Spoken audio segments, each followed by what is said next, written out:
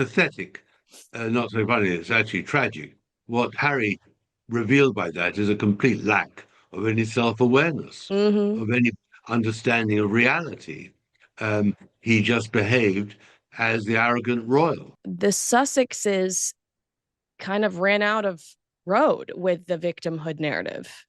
Well, I think that's exactly why they're now desperate. I mean, they have there's no interest in them anymore. The real problem for Meghan and Harry is they've got nothing to offer other than their victimhood and the story they've now told.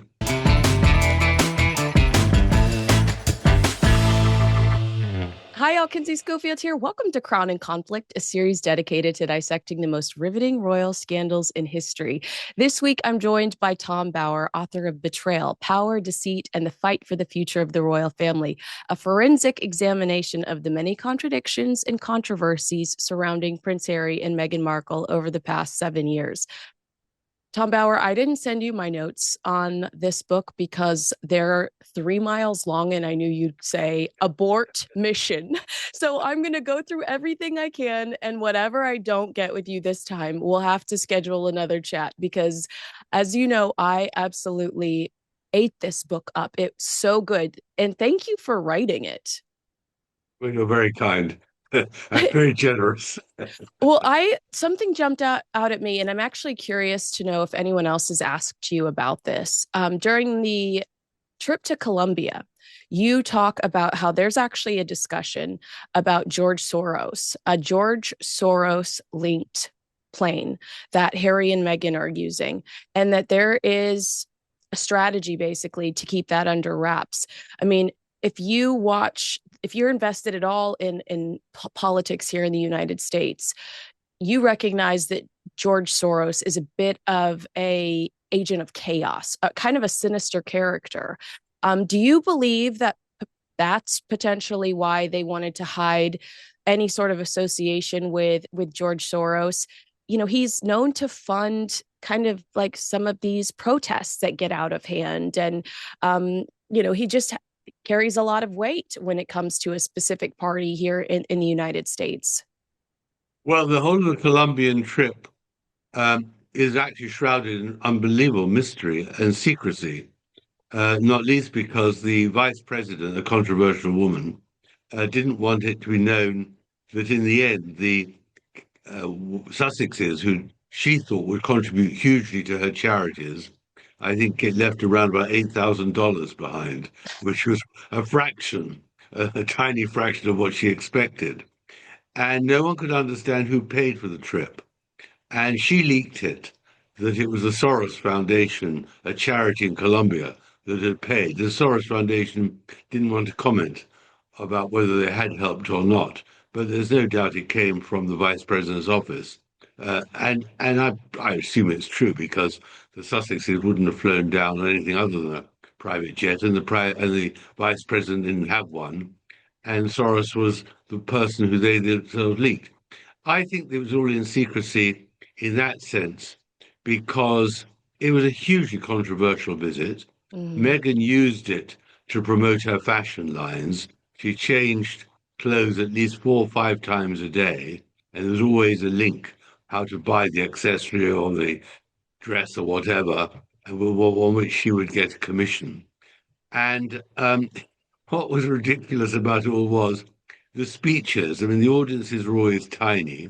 Meghan speaks about female empowerment and how the Colombian women had to rise up. And next to her was the vice president, a woman who had come from the most impoverished background imaginable, who had reached, so to speak, near the top. So, as always, Meghan was absolutely tone deaf, especially when she then went into long diatribes about how wonderful her daughter Lilibet was. And it was really a bizarre trip, and they themselves looked pretty unhappy. Harry really more than unhappy than ever. The videos, which I've listed in the book, are just extraordinary when he is eating meals or standing at receptions where he really didn't understand what was happening because he doesn't speak a word of Spanish. So, for those inside, it was a catastrophe. For those outside, it was just bemusing to see the Sussexes doing a quote royal tour. I mean, she's standing there in front of a room full of children that don't know where they're going to get their next meal from. And she's like, pursue joy. And you're just thinking, oh my God, you are so out of your depth. You are just so you made the point in one part of the book, uh, I think it's when you're talking about Harper's Bazaar, just the lack of substance. There's a lack of substance when it comes to Meghan. And I think that that describes her perfectly. I'm sure you read the Variety piece that came out last week. There's a piece in your book that I felt complemented that Variety piece. You talk about as Harry started to speak to a student, Meghan's eyes closed, her hands became tightly clasped, and she gave him a sharp look. He nodded obediently and stopped talking. Meghan addressed the students in Spanish. That reminds me of in the Variety piece, um, how they discuss about how when Meghan will take want to take control of a conversation, she'll touch Harry, she'll touch his arm, she'll touch his thigh, and then she completely takes over the conversation, which I believe Meghan's lawyers referred to as misogynistic. But we've all witnessed those moments ourselves with our own eyes. She does silence him in a way and then takes over the room. She silences him when she knows that he's about to speak utter rubbish, and she's embarrassed. Um, that's the real problem. The most famous was their mental health conference in New York, where it's all about the control of the social media to prevent children being harmed. And one eminent participant said to Harry, "Well, what's your cure for this?" And he said, "I don't know." So of course that was unbelievable because the whole I on purpose of you their that charity. you write that in your book, and I could not believe when I read the words I don't know. I thought, "Oh my God, is that all that he contributed?"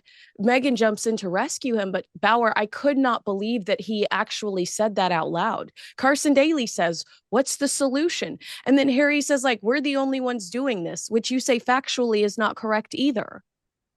Well, I mean, that's the problem. He has very limited intellect. He's out of his depth.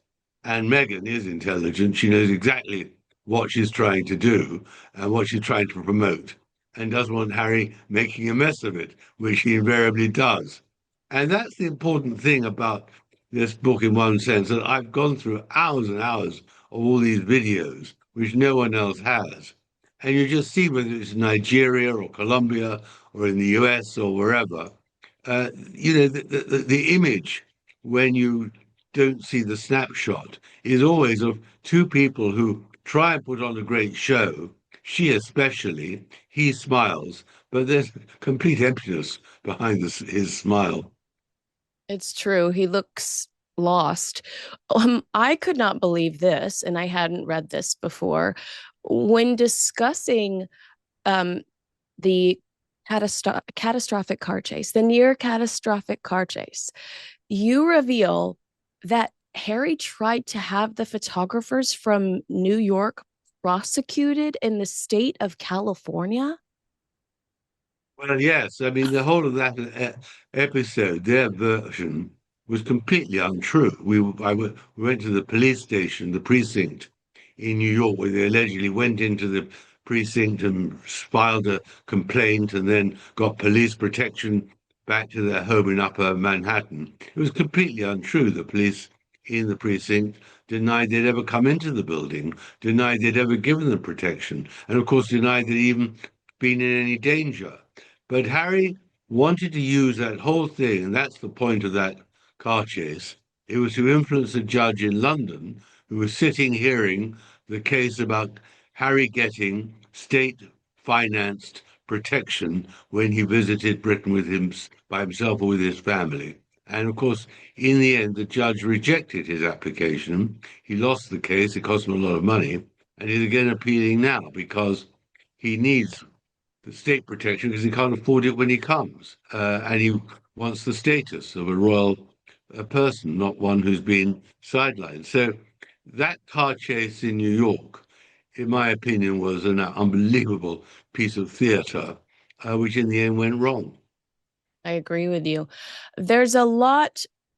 I won't ask you who your source is, but I suspect it's a very good one. A lot of detail about Dr. Sophie Shandaka and Senabale.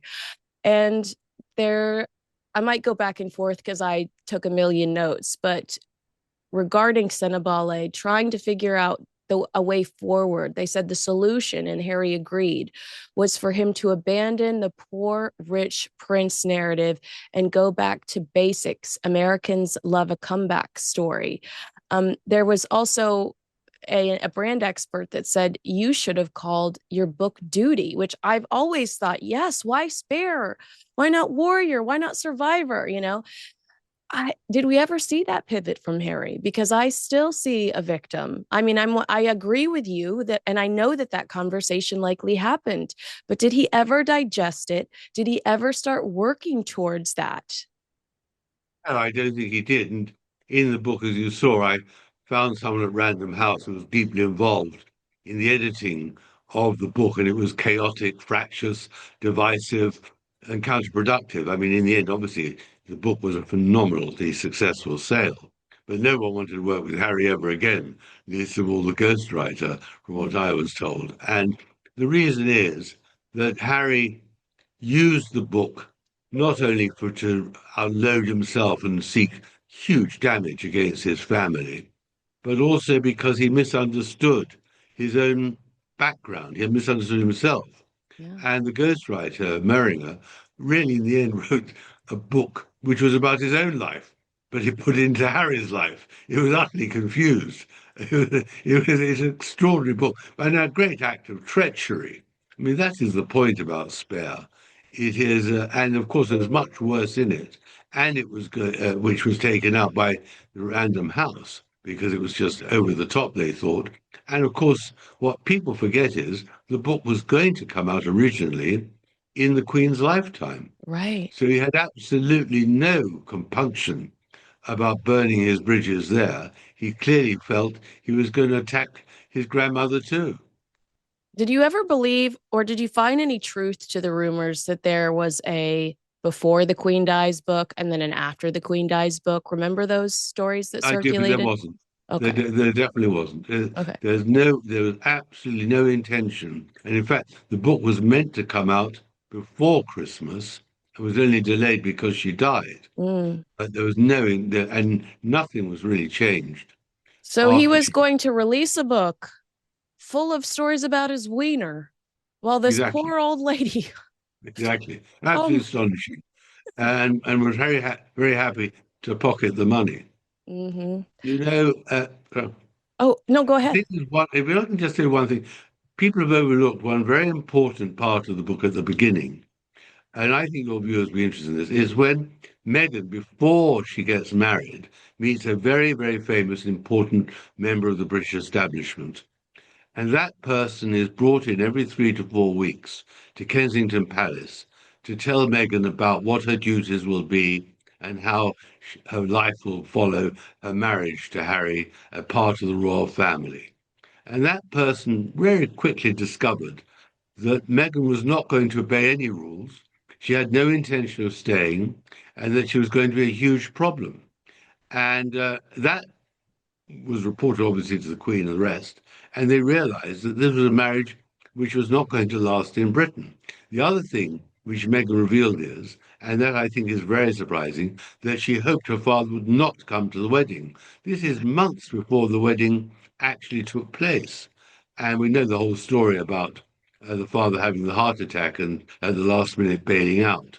But she deliberately announced she did not want her father to lead her down the aisle in St. George's Chapel months before it happened. So that shows you exactly how she manipulated the father to, in the end, selling his pictures to a paparazzi and giving interviews. She manipulated the hostility between herself and Harry and the father, and it quite shocked the royal family and the members of the establishment.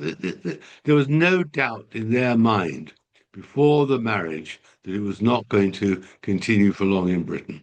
Yeah, I mean, I told you before we started recording, this is like an encyclopedia of a forensic autopsy of every lie they've ever told. I've never seen it organized so beautifully. And it, you know, several of your stories, I mean, that contradicts the Oprah Winfrey interview. This contradicts this thing she said.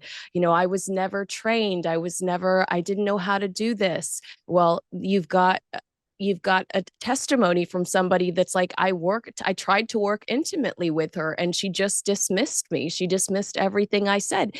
And when it comes to her father, I had never read that before. I always painted Thomas Markle as the victim. You know, somebody approached him and said, "Let me rebrand you," and he fell for it. But I didn't know. So thank you for telling me, and thank you for writing that in the book.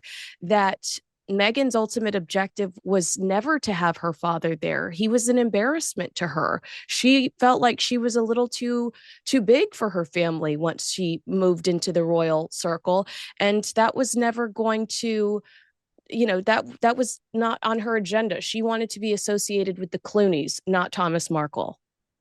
And that explains why she never introduced Harry to her father, because he could easily have come up to LA. It was only a 2 hour drive, and they could have met there. They didn't have to go to Mexico. Now we understand perfectly well that Meghan never wanted Harry to meet her father, never wanted him to come to Windsor for the wedding. So when he had the heart attack, all this story about endlessly pleading with him and calling him and all the rest, well, you know, it was all for show, if it happened at all. Exactly. All right, back to Shandaka. This killed me, Tom. Your brand audit, he says your brand audit damaged me. You shouldn't have done it. He says that it left him with he suffered psychological harm. I mean, you're a grown ass person. These are conversations that happen all the time, especially in the royal family. They go through YouGov polls and they determine why certain things are working and certain things aren't working. The fact that he claims he's traumatized in some way by an adult presenting him with analytics that show that his image has suffered due to his own behavior, it's it's hilarious. I mean, it's funny. Well, I don't think Chanduka found it funny. She's found it very difficult, Yeah, I'm um, sure. and it and it's pathetic. Not so funny. It's actually tragic. What Harry revealed by that is a complete lack of any self-awareness, Mm-hmm. of any understanding of reality. He just behaved as the arrogant royal. I mean, and we've heard that a description about other members of the royal family recently. I mean, the real problem is that she was brought in to revive the charity and improve it and put it on a more modern basis. And the obstacle was always Harry and his behavior. And then of course, after the polo match, the famous polo match, by Meghan herself, Right. who declared war on Chanduka. Here are a couple of lines I just liked from your book. You say victimhood was Meghan's religion, the justification for her aggression. I was like, oh my gosh, what a poet. I love Tom Bauer. You also say marrying into the royal family, Meghan believed, had just been a chapter in her life. Is that not the freaking truth? She acts as if the soap story justifies the position she's in. Being alive during the Rodney King riots justifies the position she's in today. She never acknowledges the fact that Harry is the reason she is where she is, does she? No, absolutely not. And again, this establishment figure reported to the Queen that Meghan thinks that once she marries into the royal family, she's going to be God. Yeah, I mean, exactly. which is pretty hilarious. But clearly she believed it. Clearly she thought, and I've come to the conclusion, helped by others on the inside, that she really thought she, rather than Kate, should be the next queen after Charles. She couldn't understand why she, better looking and in her view more intelligent and harder working and everything, should be the queen. And she hated the idea that she and Harry were relegated so far down the order. Everything she got everything she wanted, and then knew what she wanted and couldn't get, and that was a lot. That's why, of course, she never intended to stay. Oh, that is so And true. more to the point, make a fortune out of trashing the royal family. And that, of Mhm. course, is the whole point of the book, betrayal. She is now paying the price of her betrayal. Isn't that the truth? Since Meghan had refused the Queen's invitation to Balmoral in the Queen's lifetime, she was unwelcome there at her death. I thought that's a really powerful sentence as well.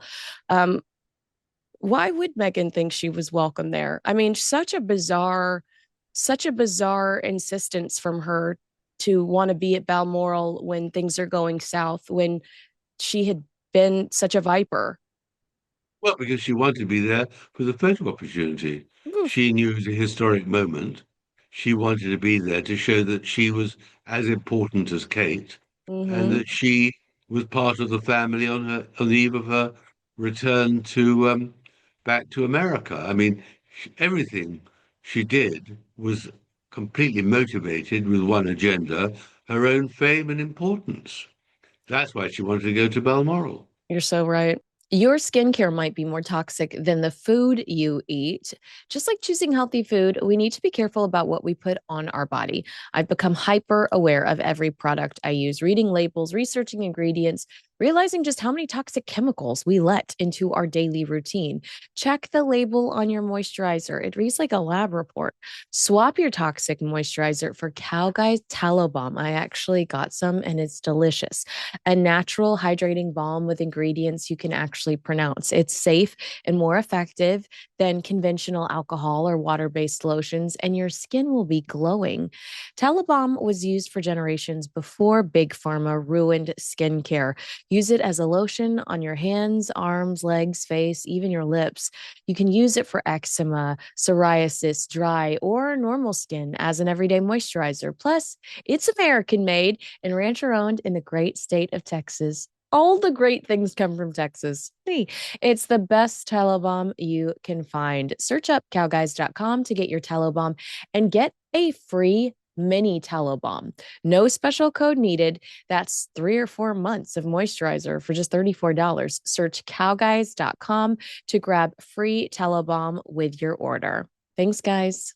There is a quote in here, and it says, "To those that told Meghan she was lucky Harry chose her, Meghan retorted, that is a typical gendered archetype and stereotype because he was lucky I chose him."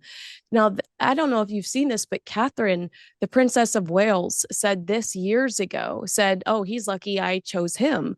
So Meghan denies studying Catherine, denies knowing of this family. We know she wrote about Catherine's wedding on the Tig. Do you think she's studied Catherine? Do you think she's more aware than she admits of what Catherine has said and done in the past? And do you ever feel like she tries to emulate her? I think she wouldn't want to emulate her. She just wants to undermine her Mm, and beat her. I mean, that's the whole point. She's constantly looking for opportunities, first of all, to promote herself, secondly, to say that she would be a better future queen, and thirdly, to make sure whenever Kate and William do anything, she sort of balances it with something that she's done, knowing she will squash the British royal family's initiative and hopefully put herself on top. I mean, this is really where it's all really quite ugly and quite mhm. nasty, and it's all part of the betrayal, which is, uh, I think, now leading to a new climax. Were they sympathetic when they found out that King Charles and Catherine had cancer, or was it inconvenient for Meghan, who was ready to launch her career as an entrepreneur and felt like if she did there would be a negative reaction because the entire world was watching to see how Catherine was going to recover? Well, one could be so nasty at this moment. It's hard to imagine that Meghan was crying about the fate of Charles and Kate. One more thinks that perhaps she thought, well, um, there are some blessings in the world as well. I mean, the point is that they were very late in sending any commiserations to Kate, and of course, Harry's dash to London to see his father was all contrived as well. It didn't make much sense. Mm-hmm. So, what actually happened inside the mansion in Montecito that day. I can't say from eyewitness accounts, but I don't believe that there was much sorrow. And when Kate then made her errors about the photograph, well, allegedly doctored, it wasn't really, and then did her video after her illness. You've got to remember, the Montecito PR people jumped on Kate in the most nasty manner. And then they even suggested that in some shopping expedition she went to with William, it wasn't really her. I mean, Right. the trolls in the Sussex squad have been pretty nasty, They and were. she has never criticized them. That's so true. Hey, is this new information? Because I had never read this. 1 week before the Oprah Winfrey program was broadcast, the palace discovered the contents from a trusted source at ITV in London. The station had bought the rights from CBS. The palace decided to retaliate first. 4 days before the broadcast, Prince William apparently authorized the leaking of Jason Knopf's memorandum about Meghan's alleged bullying to her staff to the Times. I don't know if I knew it was Prince William. Was that new news, or am I just a little Well, late to the party? there's no doubt they'd heard it. They got the lowdown when the tape arrived.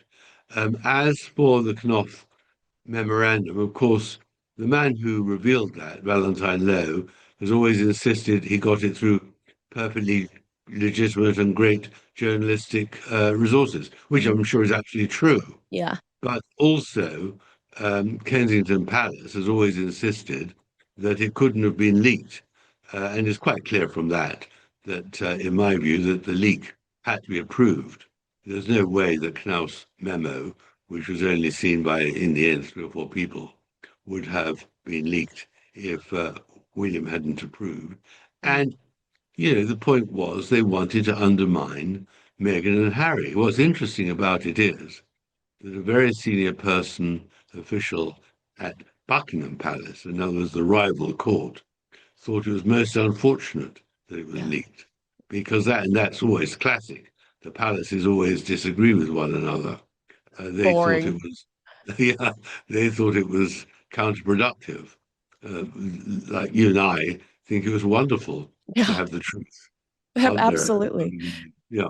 Here's just me quoting one of my favorite parts of Tom Bower's book Betrayal. Harry's ghostwriter was paid to look for sensational headlines, not to protect Harry from self destruction. And Harry was seemingly fixated by his penis. The royal genitalia, the writer knew, would grab readers' attention. The word penis would be mentioned 8 times in the published book, and Todger, Harry's frozen penis, 6 times. I laughed until I cried. You're doing the Lord's work, Tom Bower, having to count the word Todger in the book Spare. I mean, what must have Meghan thought? Actually, you talk about that. You say she's exhausted by the book in the end, and she just wants to focus on her own pursuits. But I would be embarrassed as the wife to have that. I mean, Jimmy Kimmel goes after him over this, and I would be humiliated over him fixating on this in his big book. Well, it just shows you what a child he is, a Mm-hmm. schoolboy, not realizing the damage he was inflicting on himself, the humiliation, the parody. What's really the most interesting, of course, is very often these celebrities have their autobiographies ghosted, and they never read it themselves Yeah. because they can't read books. But in Harry's case, he doesn't read books, but he did read his own book because he did the audio version. So Right. he had to read Penis and Todger all those times. And what's remarkable is he never thought to himself, is this odd? Am I doing the right thing?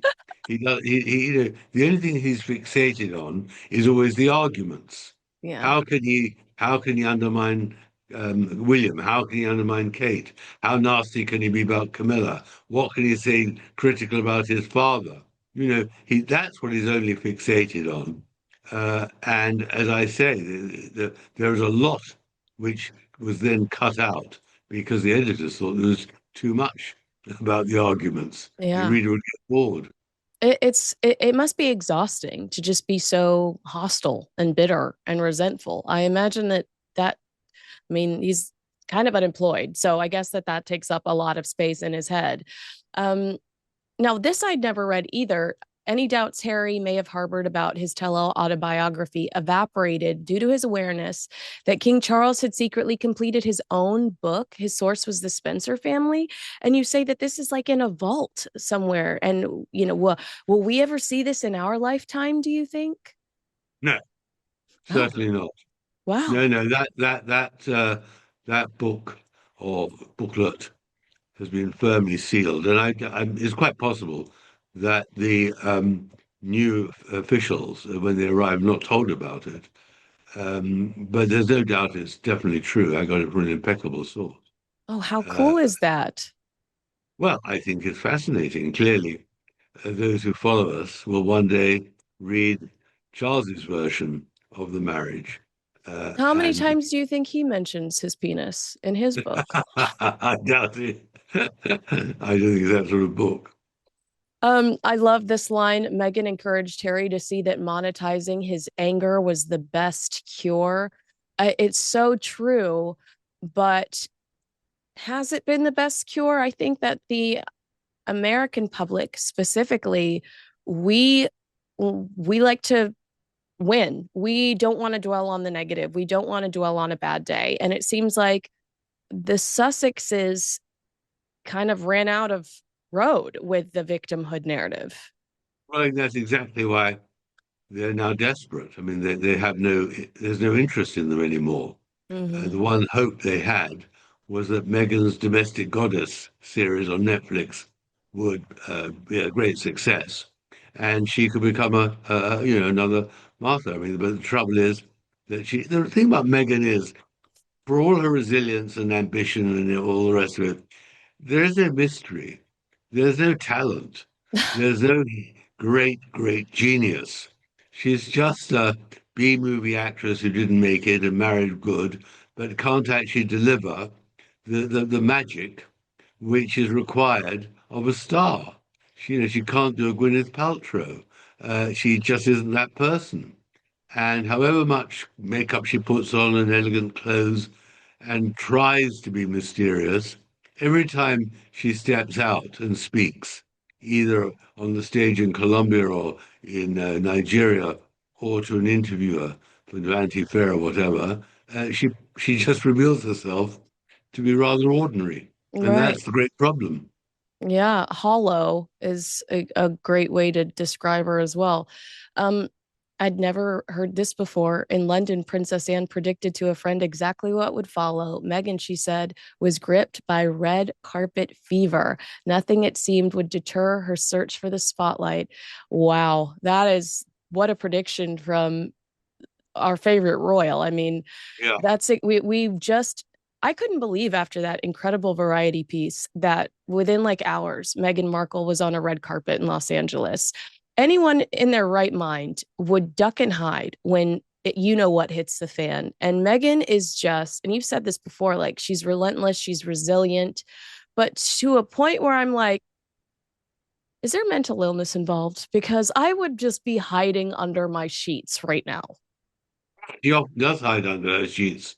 She often does disappear from Yeah. view for some time when she's been really humiliated, whether it was in the Vanity Fair piece or in the Variety piece. I mean, you don't see her then. You never Mm. see Meghan looking down. You never see her defeated. You never get a hint of vulnerability. She disappears and only emerges all well dressed and all the rest of it when she can put a big smile on, or at least look serious and what she thinks to be glamorous. And I think to that extent, she's an extraordinary survivor. Mm. And of course, when I went to see them in Vancouver at the Invictus Games, I mean, she dominated it by her performance. And that's what she uses the Invictus Games for. It's to assert herself. Um, but, I think the point about it all is that it it's not going to last anymore. They're Mm. now on a sharp downward spiral. And what is so fascinating to all of us is, how will it end? What is going to be the explosion at the bottom? How is it going to occur?